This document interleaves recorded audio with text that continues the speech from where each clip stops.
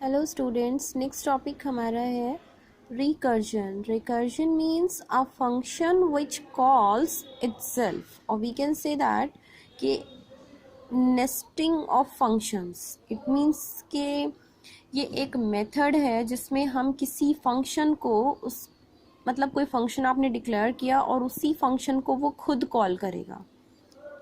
Clear? Nesting का concept हम पहले इफ एल्स लूप में भी क्लियर कर चुके हैं. सपोज आपको इफ एल्स लूप है और उस लूप के अंदर एक दूसरा loop, then third and fourth and so on. तो एक के अंदर दूसरा, दूसरे के अंदर तीसरा, उस कंडीशन को या उस मेथड को हम क्या कहते हैं? नेस्टिंग.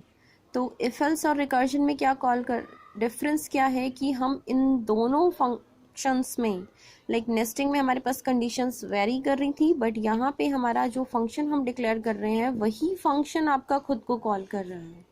ठीक है. Second which is very important, recursion क्या है? एक प्रोसेस है, और वो प्रोसेस आपका तभी एक्टिव मोड में या फिर हम कहें कि उसकी एग्जिस्टेंस तभी होती है जब वो फंक्शन आपका उस खुद को ही कॉल करे. तो जब वो खुद को कॉल करेगा तो वो उसकी एक कॉपी वहाँ प्रोवाइड करेगा उस पर्टिकुलर प्रॉब्लम को सॉल्व करने के लिए. ठीक है. और छोटे छोटे जो मॉड्यूल्स हम किसी लार्ज प्रोग्राम में बनाते हैं, स्मॉल प्रॉब्लम्स, उनको सॉल्व करने के लिए हम रिकर्जन का यूज़ करते हैं. इसका जो एप्लीकेशंस है रिकर्जन की वो है sorting, searching and reversal problems. Sorting means आपके पास कुछ डेटा है और वो डेटा अनसॉर्टेड है, तो उस डेटा को सॉर्ट करने के लिए हम रिकर्जन को यूज़ कर सकते हैं. सेकंड आपका सर्चिंग, वही सेम थिंग, आपका पास कोई भी डेटा सेव है, उस पर्टिकुलर डेटा में आपने कुछ भी सर्च करना है. लाइक सपोज आपकी स्टूडेंट लिस्ट है, नेम ऑफ स्टूडेंट्स, तो उस नेम ऑफ स्टूडेंट्स को अगर आपने अल्फ़ाबेटिक ऑर्डर में सॉर्ट या सेव करना है, देन व्हाट फंक्शन या व्हाट एप्लीकेशन और method you will use? Sorting. उस लिस्ट में आपने किसी अल्फ़ाबेट ए, बी या एल लेटर के नाम के किसी स्टूडेंट को सर्च करना है, तो वो प्रोसेस होगा आपका सर्चिंग के अंडर.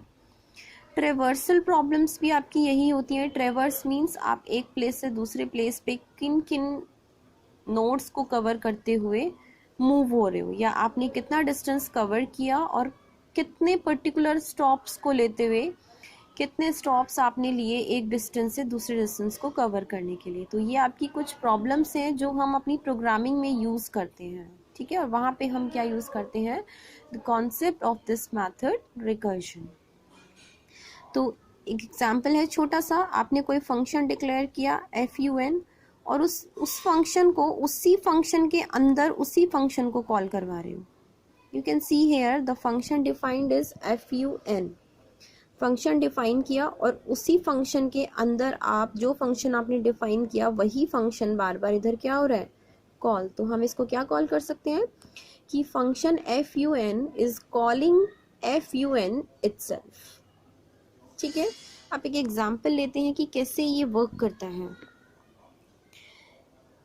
एक आपका fun फंक्शन हमने डिफाइन किया, और इस fun फंक्शन फन फंक्शन में हमने कोई इंट टाइप का n वेरिएबल दिया और कंडीशन क्या दी? If n is equal to 1 then it will return 1. मतलब अगर n 1 के इक्वल होगा तो मेरे पास 1 वैल्यू आने वाली है, और अगर ऐसा नहीं है तो ये क्या रिटर्न करेगा? रिटर्न 1, जो कि वैल्यू 1 के इक्वल होगी, plus fun of n minus 1, जो भी n की वैल्यू है, माइनस 1, एंड दिस जो वैल्यू आएगी इधर वो प्लस 1. ठीक है. ये तो आपका फंक्शन यहाँ पे डिक्लेयर हो गया. अब इसके अंदर मेन फंक्शन के अंदर आप क्या कर रहे हो? n आपने एक थर्ड वेरिएबल, एक दूसरा n वेरिएबल लिया, और उस n लोकल वेरिएबल में हम वैल्यू डिफाइन कर रहे हैं 3, और प्रिंट करवा रहे हैं क्या? उस वेरिएबल की वैल्यू जो कि आपकी fun फन डिफाइन फंक्शन से कॉल हो रही है. ठीक है. तो मैं यहाँ पे क्या कह सकती हूँ कि जो मेन फंक्शन है, main function is caller to call fun. इस fun को कौन कॉल कर रहा है? Main function. तो कॉलर कौन हुआ? Main function. ठीक है. जहाँ पे हमारा वेरिएबल n जो कि लोकल वेरिएबल है वो एग्जिस्ट कर रहा है, और एग्जीक्यूशन हमारा स्टार्ट कहाँ हो रहा है, मेन फंक्शन में, क्योंकि यहाँ पर मेरा कोई भी एग्जीक्यूशन नहीं आया हुआ, then will go return to 0। ठीक है, अब एक एग्जाम्पल ले, इसी एग्जाम्पल को हम इस रिकर्जन मेथड या इस रिकर्जन को कॉल करने का कॉन्सेप्ट पूरा क्लियर करेंगे। कैसे, यहाँ n की वैल्यू कितनी है मेरे पास 3, और जब n की वैल्यू 3 है तो मैं इस printf में जब fun को कॉल करूंगी तो यहाँ पे क्या आ जाएगा n की स्पेस में 3, और ये फंक्शन मेरा कहाँ पे कॉल हो रहा है, इस fun जो मैंने डिफाइन किया हुआ है, मेन फंक्शन के अंदर फन फंक्शन को कॉल किया, और ये आपका डिफाइन या मैं कहूँ कि ये डिक्लेयर कहाँ हुआ है, दिस साइड। तो ये सारी कंडीशंस यहाँ पे फॉलो अप होंगी। देखो अभी नेक्स्ट क्या बोल रहा है ये, n की वैल्यू अगर आपकी 3 है, प्रीवियस एग्जाम्पल में हमने क्या किया, यहाँ पर n की वैल्यू 3 है, तो यहाँ फन के अंदर भी n इंट ऑफ 3, n की वैल्यू कितनी हो जाएगी इधर 3। इट मीन्स जो आपका फंक्शन है वो किसको कॉल करने के लिए कॉल कर रहा है आपका, अभी जब n की वैल्यू आपकी कितनी है 3। ठीक है, अब जो फन 3 का एग्जीक्यूशन है वो कैसे होगा, देखो पहले क्या चेक करेगा कंडीशन, इफ के लिए क्या मेरा 3 = 1 है, नो, फॉल्स स्टेटमेंट है। जब ये स्टेटमेंट मेरी फॉल्स होगी तो मैं क्या रिटर्न 1 पे जाऊंगी, no, I will go to else पे क्या कॉल कर रहा है ये, रिटर्न 1 प्लस fun 3 - 1, तो वैल्यू कितनी आ जाएगी 3 - 1 2, रिटर्न 1 प्लस फंक्शन 2। तो यहाँ पे क्या देखा आपने कि जो फन 2 है, फन 2 को कौन कॉल कर रहा है, फन 3, और फन 3 को कौन कॉल कर रहा था, मेन फंक्शन। तो इस पूरे प्रोसेस को, या मैं कहूँ कि इस पूरे रिकॉर्ड को मेंटेन करने के लिए मैं यहाँ पे एक स्टैक की हेल्प ले रही हूँ। ठीक है, उस स्टैक में मैं सिर्फ वेरिएबल्स और फंक्शन के नाम डिनोट करूंगी, so that easy to understand कि मैं कहाँ पे क्या कर रही हूँ। पहले मेरा मेन फंक्शन था, और मेन फंक्शन में n का वैल्यू कितना डिफाइन था 3, और मेन फंक्शन किसको कॉल कर रहा था, fn(3) को, और fn(3) में भी आपकी वैल्यू कितनी गई, n की 3 गई, बिकॉज यहाँ पे आपका फंक्शन 3 है। तो हम क्या कह सकते हैं कि जो मेन फंक्शन है वो किसका कॉलर है, fn(3) का। और जब मैंने fn(3) फंक्शन को सॉल्व किया, यहाँ पे एग्जीक्यूशन किया, तो fn(3) जो था वो किसका कॉलर बन गया, fn(2) का, बिकॉज वो इसके अंदर जनरेट हो रहा है। ठीक है, तो नेक्स्ट देखो fn(3) किसका कॉलर हो गया, fn(2) का। जब यहाँ पे fn की वैल्यू 2 आ गई तो 2 वापस से वहां कॉल होगा, n की वैल्यू यहाँ पे क्या आ गई इस टाइम मेरे पास 2, फिर से ही आपका फंक्शन रन होगा। ठीक, अब n की वैल्यू फिर से कंपेयर होगी, एंड सो ऑन। कब तक वो कंप्लीट नहीं होगा, जब तक कि आप पूरा 0 पे नहीं आ जाते, आपके सारे के सारे फंक्शंस एग्जीक्यूट नहीं हो जाते। ठीक है, तो नेक्स्ट आपका fn(2), fn(2) मीन्स आपके पास क्या है, इस पर n का वैल्यू 2 = 1, कंडीशन इज ट्रू और false, again false, so will go again to the else means return 1 plus fn(n - 1), n का वैल्यू कितना है इधर आपका 2, which is saying 2 - 1, it is equal to 1, and it's equal to 1, so will come what will become here, fn(1), और जब यहाँ fn(1) आ जाएगा तो fn(1) का कॉलर कौन हुआ, fun(2). ठीक, तो स्टैक में मैंने अपडेट वैल्यू कर दी, जब मेरे पास n का वैल्यू 2 था तो वो किस में गया, fn(2) में, और fn(2) का कॉलर कौन था, fn(3), और जब मेरे पास n की वैल्यू 1 हुई, जब n की वैल्यू 1 हुई तो वो किसको कॉल करेगा, fn(1) को, और n की वैल्यू यहाँ पे अपडेट कितनी हो जाएगी 1। ठीक है, तो मेरे पास स्टैक में सारी अपडेटेड वैल्यू, 1 का कॉलर कौन 2, 2 का कॉलर 3, 3 का कॉलर मेन। ठीक, अब दोबारा से चेक होगी, fn की वैल्यू अब कितनी आ गई मेरे पास 1, क्या 1 मेरा 1 के इक्वल है, यस, स्टेटमेंट इज ट्रू। और जैसे ही मेरी ये वाली स्टेटमेंट ट्रू होगी तो मेरे पास क्या मिल जाएगा as a resultant, result return 1। और इट मीन्स कि ये मेरा जैसे ही इसको 1 रिटर्न मिलेगा तो ये क्या बोल रहा है कि ये वापस से फंक्शन 1 के कॉलर को कॉल करेगा जो कि फंक्शन 2 है। आपकी कंडीशन ट्रू हुई, n इज इक्वल टू 1 पे 1, इफ कंडीशन ट्रू हो गई यहाँ पे 1 इक्वल्स टू 1 और वो 1 रिटर्न करेगा। जैसे ही यहाँ पे 1 रिटर्न होगा तो वो वैल्यू कौन सी किसको कॉल करेगा, 1 का कॉलर कौन था 2, अब 2 किसको कॉल करेगा 2 के कॉलर को, 3 का कॉलर कौन था मेन। तो जैसे जैसे ये आपके कॉल करेंगे अपने अपने कॉलर को, जो जो फंक्शन कॉल करेगा वो ऑटोमेटिकली उस ट्रैक में से पॉप आउट हो जाएगा। देख लेते हैं कैसे होगा ये। तो सबसे पहले आपका ये जो 1 था, इस fn ऑफ 1 का कॉलर कौन था fn ऑफ 2, तो fn ऑफ 1 के कॉलर को जैसे ही ये आपका डिनोट करेगा तो fn ऑफ 1 आपका क्या हो गया पॉप आउट, क्योंकि अब फंक्शन किसके पास चला गया आपका fn ऑफ 2 पे। नेक्स्ट स्टेप में क्या होगा, जैसे ही fn ऑफ 2 के पास प्रोसेस आया या इसके पास कमांड आई तो ये उसके कॉलर के लिए चेक करेगा fn ऑफ 2 के लिए। और फन ऑफ 2 का कॉलर कौन था फन ऑफ 3, जैसे ही कमांड जाएगा आपका फन ऑफ 3 के पास आपका फन ऑफ 2 पॉप आउट हो जाएगा।